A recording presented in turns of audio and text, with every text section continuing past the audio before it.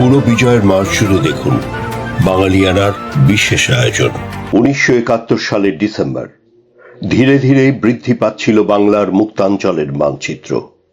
অবস্থা বেগতিক দেখে পাকিস্তানি হানাদার বাহিনীও বাড়াচ্ছিল হিংস্র নৃশংসতার থাবা। রক্তাক্ত সেই সময়েই অস্ফুটে বেজে চলছিল বিজয়ের গান। সারা বিশ্বের ইথারে ইথারে উচ্চারিত হচ্ছিল বজ্র নির্ঘোষে একটি নাম, যে নাম মাথা নত করতে জানে না।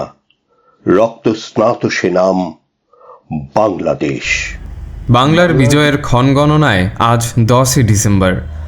ভারতের প্রধানমন্ত্রী ইন্দিরা গান্ধী নয়াদিল্লিতে বলেন, যুদ্ধবিরতি সংক্রান্ত জাতিসংঘের আহ্বান ভারত প্রত্যাখ্যান করেনি বা গ্রহণও করেনি। প্রস্তাবটি সরকারের বিবেচনাধীন রয়েছে।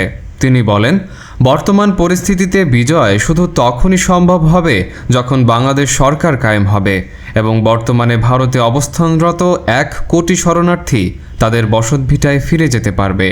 যুদ্ধে পরাজয়ের আশঙ্কায় লেফটেন্যান্ট জেনারেল নিয়াজি পালাবার পায়তারা করছে। বিবিসির এমন খবরে নিয়াজি স্বীয় দুর্বলতা ঢাকার জন্য এদিন ইন্টারকন্টিনেন্টাল হোটেলে দম্ভ ভরে বলেন, কোথায় বিদেশি সাংবাদিকরা? আমি তাদের জানাতে চাই, আমি কখনো আমার সেনাবাহিনীকে ছেড়ে যাব না। জেনারেল রাও ফরমান আলীর নির্দেশে পরিকল্পিত বুদ্ধিজীবী হত্যাকাণ্ডের সূচনা হয় এদিন থেকেই। মিত্রবাহিনীর জঙ্গি বিমানগুলো সাভার ও নয়ারহাটের রেডিও ট্রান্সমিটারের উপর হামলা করলে বেতার প্রচারে বিঘ্ন ঘটে। ক্যাপ্টেন শাহাবুদ্দিন ভারতের কৈলাসহর বিমান ঘাঁটি থেকে হেলিকপ্টার নিয়ে সিলেটের অগ্রবর্তী এলাকা পরিদর্শনকালে ভূমি থেকে নিক্ষিপ্ত গুলির আঘাতে তার হেলিকপ্টারের টেইল রোটার ক্ষতিগ্রস্ত হয়। হেলিকপ্টারের ভারসাম্যের ব্যাঘাত ঘটলেও ক্যাপ্টেন শাহাবুদ্দিন আশ্চর্যজনকভাবে পারদর্শিতায় ঘাঁটিতে ফিরে নিরাপদে অবতরণ করেন। মিত্রবাহিনীর বিমান আক্রমণে চট্টগ্রাম ও চালনা বন্দর অচল হয়ে পড়ে। কয়েকটা পাক সেনা ভর্তি জাহাজ বঙ্গোপসাগর পালাবার সময় ধরা পড়ে।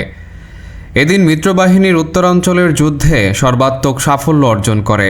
ভারতীয় বাহিনী ও মুক্তিবাহিনী যৌথ অভিযান চালিয়ে দিনাজপুর, রংপুর ও সৈয়দপুরের পাকবাহিনীকে পরস্পর থেকে বিচ্ছিন্ন করে দেয়। যৌথ বাহিনী এই 3 শহর ছাড়া রংপুর ও দিনাজপুর জেলা সম্পূর্ণ শত্রুমুক্ত করে। রাতে যেসব পাকিস্তানি সৈন্য আশুগঞ্জ ছেড়ে ভৈরব চলে গেলে আশুগঞ্জ হানাদার মুক্ত হয়। পাকিস্তানি সেনাবাহিনী ভোররাতের মধ্যে তাদের সর্বস্ব নিয়ে ময়মনসিংহ শহর থেকে পালিয়ে যায়। মুক্ত হয় ময়মনসিংহ শহর। মিত্রবাহিনীর বিমান সান্তাহার রেলওয়ে জংশনে ব্যাপক গোলাবর্ষণ করে, ফলে বেশ কিছু পাক সৈন্য হতাহত হয়।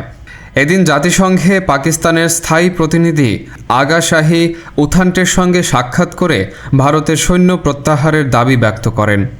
চীনের ভারপ্রাপ্ত পররাষ্ট্রমন্ত্রী চিপো ফেই বলেন, ভারতের কার্যকলাপে তার সম্প্রসারণবাদী নগ্নরূপ প্রকাশ হয়ে পড়েছে।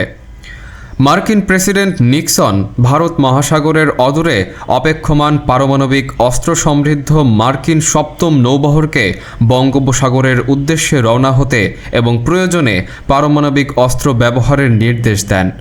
মার্কিন যুক্তরাষ্ট্রের 7ম নৌবহর প্রেরণ ও ভারত সীমান্তে চীনের সৈন্য সমাবেশের আগ্রাসী সিদ্ধান্তের বিরুদ্ধে সোভিয়েত ইউনিয়ন পাল্টা জবাব হিসেবে বঙ্গোপসাগরে পারমাণবিক অস্ত্র সমৃদ্ধ 4টি সাবমেরিন সহ 20টি যুদ্ধজাহাজ প্রেরণ করে।